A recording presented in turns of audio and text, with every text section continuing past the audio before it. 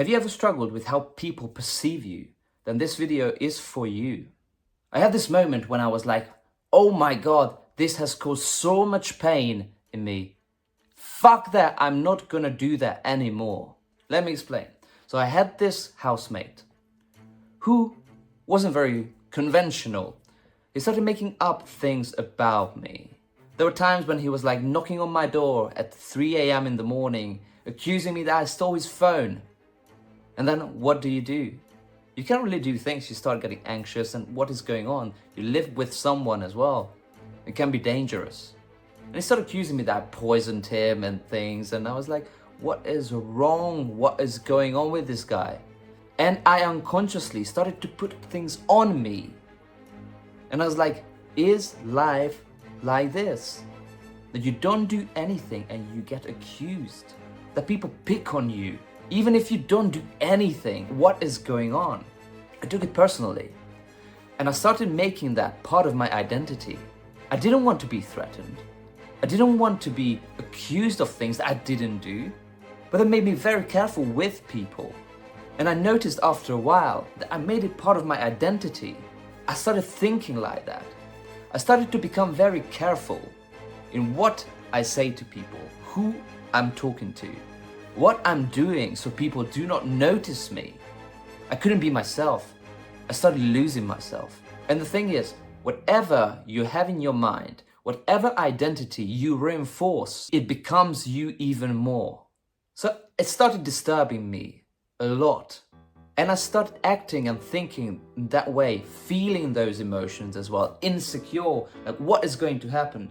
Am I going to be picked on again? I felt like a complete victim. Everywhere I went, I do not belong. People will reject me. People will want to get rid of me somehow. And that wasn't a good feeling. And that impacted my art. That impacted everything that I was creating. Because I didn't want to be offensive. And unconsciously, I was just trying to protect myself. Maybe you can see it in my body as well now that I'm like a little bit tensing up. But it's not how I want to be dealing with things. And I changed it because I didn't like it. I didn't want to be put out to everyone and just be like, oh my God, I'm afraid of you or anything like that. I was basically a struggling artist. My archetype, I realized, a part of me was really afraid and didn't want to feel successful, didn't want to be seen, didn't want to interact with people. So, I was embodying a struggling person. That wasn't my identity, but at the time, I thought it was. So I started to over-censor myself. I started not putting out things. This thing became my identity, and I was afraid of judgment, and I didn't even notice. It creeped up on me. Because I didn't question. I wasn't centered when these things happened. I didn't know myself, and I let it affect me. I was trying to be perfect before I put out anything, and not the least because of this situation that happened. But I realized something. As Salvador Dali says, have no fear of perfection. You will never reach it. And I started thinking about that differently. I realized I was reinforcing my identity just by acting exactly how I didn't want to act. And that was covering up something inside me that was hurtful. I was trying to make up for something that made me threatened. And by perfectionism, by not putting things out, I was just delaying things. I was just delaying the inevitable. I was just delaying progress. And I couldn't be developing. I was holding myself back, but not from people. I was holding myself back because of the fear that I am going to be picked upon. I'm going to be pointed at. I'm going to be humiliated. And that's when I realized that you can't think your way into a new identity. You need to be acting as a new person.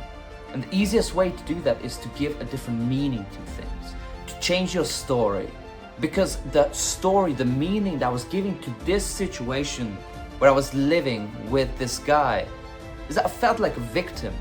I felt inappropriate. And once I started giving it a different meaning, when I started just letting it through me, everything changed. And I chose an empowering meaning. Not only am I so grateful that I've lived this through. It was an amazing experience that enriches everything that I do now as well. And that helps me to deal with similar situations with complete ease. So no matter what happens to you, where you are, because of the decisions that you made, about how you're going to interpret any situation, if it's going to be empowering you, or it will put you down and you feel incapable. Because whatever you are gonna do, whatever is going to happen to you, it's most of the time because it makes you right. If you think of yourself that you're not capable, that you're a victim, you're gonna find ways subconsciously to be right, to have those situations in your life that prove that you're exactly worth that. So when you put so much pressure on yourself to be perfect, to put out something perfect, it's important to remember that we need to enjoy the way. And as Dr. R. Hawkins is saying in his book, Letting Go, is that we do not need to force anything. We do not even need to want anything. We need to make a decision and then set the intention. Because when we make a decision and set an intention, we emphasize the way, the journey, the experimental mindset.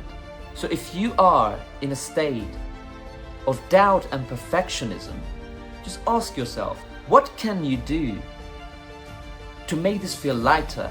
What can you do to actually enjoy the process and let it out? What is your mission? Why did you start doing what you're doing? And how can you enjoy the process even more?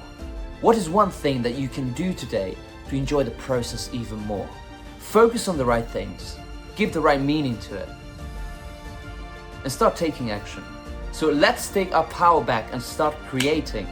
Not by becoming fearless, but by start moving, even if it's messy.